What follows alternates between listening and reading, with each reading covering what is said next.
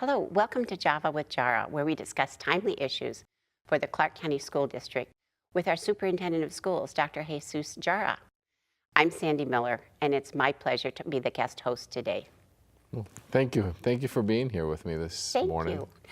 I see that the Board of School Trustees recently approved Focus 2024 and a 5-year vision for what you see happening in Clark County School District.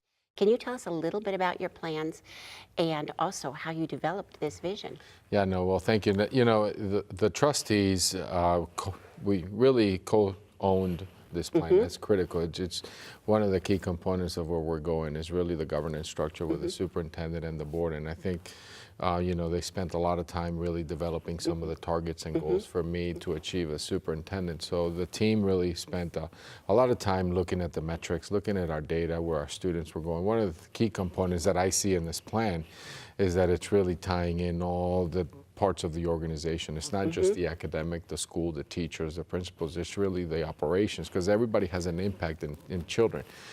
And the plan is really around investing in people. 88% of my budget here in Clark County is your people, so it's going to be a huge investment with some ambitious goals for our children. And to me, that's critical, because I think in the next 5 years, I firmly believe with the people I've met in this community, with our teachers, our staff, our entire executive team, that we will be the fastest improving school system in the country. That's a worthy goal.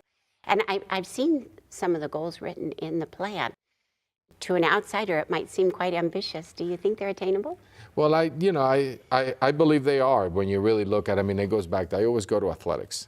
Oh. You know, and I say that when everybody starts their season, they're really all shooting for the Super Bowl, right? And I think our children deserve nothing but the best. And, you know, if we all focus on the strategies that are included in that strategic plan, I firmly believe that we can achieve all our goals. That's fabulous. And I am chairman of the advisory board for the School Community Partnership Office. And as I looked at the plan, I see some opportunities for engagement from our community. Do you see some opportunities for the community to be engaged in student success? Oh, absolutely. When you really, you know, the combination of this plan was really started when I walked into the school system in June. It's really, I spent a lot of time engaging with this community. Because it was worth for me to listen and spend a lot of time listening to all our partners, because this is, you know, it's a simple math. There's 42,000 employees, there's 320,000 children. So I need everyone in this community to come in and help, to find ways to get involved, whether you want to be a mentor, whether you want to be a business partner that wants to adopt a school. One of the goals in there is that all the schools that we have are adopted by, whether it's the business partner, a faith-based organization, whoever wants to come in. And it's not just financial. It's just really support at the school. Today I was visiting Stanton Elementary, and there were parents there helping our teachers. I mean, we need more adults on our campuses. So I believe that the community is going to be a huge part of this goals, the goals that I have and the strategies that so we can get to where we need to be. Our children are counting on us. And I 100% agree with you that how important that engagement is. One of the barriers that has come up is the fingerprint issue. In the 2017 legislature, they mandated that every volunteer on a school have a background check and a fingerprint done, and you have to pay for that yourself. And that turned out to be a big barrier for some of our volunteers. Do you know if anything's happening to? Yeah, no, and we're working with the legislation right now, legislative process, working with our legislatures right now, and really looking at ways that we can identify, you know, what is how do we identify or define a, you know, unsupervised adult on our campus. So, you know, right now is hopefully we've seen some traction on this legislative session. We've seen some traction to try to do that. But, you know, I'll tell you what, and I know it was at your school on a Saturday. I was not able to make it, but I know that, you know, and again, this is where I feel that the community helping us. The Latin Chamber sponsored an event, and I know under Peter Guzman and his leadership and really investing to help us. And I know that we had, I think it was close to 98 new parents that were fingerprinted at no cost. So again, this is where I always say the business partners can help us through this process, but I think we're going to get some Yes, traction. if we could find some more partners who would help us with bear the cost, and having that mobile fingerprint lab was really critical to the success of that, because I think we forget, those of us who are in schools often, what a barrier it is if you don't speak the language or you don't know what's being asked of you, to ask somebody to go to the head shed down on Flamingo and Eastern, and it's not a place you're familiar with. That's a huge barrier for our families. It is, and this is part of what the conversation that we're having in our community engagement office as well. We're going out into the community. That's what the business partners is.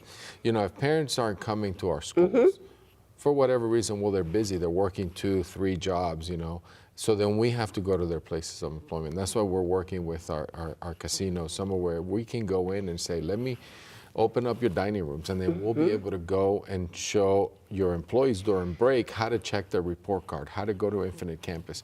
So we have to think outside the box. That's right. And that's part of our strategy and part of where we're going to really do some Have you great found things. you've had good success with that? We've had some really good conversations, and I think we're moving down to start identifying some business partners that will do that. So they're very I think that would receptive. be very positive. Yeah, it is. I think that's a... And that's what our teachers need. Our teachers, our staff, and our schools know that there's partners out there that can help them. So when Jesus gets home from school, that somebody's checking the homework, and it's not just the teachers, and getting the parents to help us. And I think parents would be likely to want to do that. Sometimes they just need a little bit of help with that. So thank you for reaching out. And also, once again, thank you for listening to our community. I know you did a number of town halls.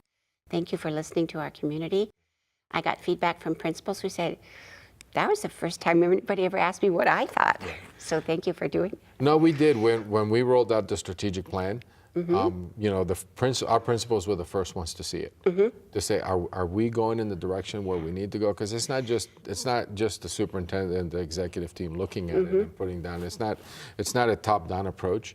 I think it's you get the ideas, and then everybody has to come in and put some of their best thinking. We have great and smart people here. It's how do we then get everybody in the same boat, aligned and rowing in the same direction. Thank you so much for joining us for Java with Jara. If you have a question you'd like to ask Dr. Jara, or an idea for a future Java with Jara, please send it to the email on the screen.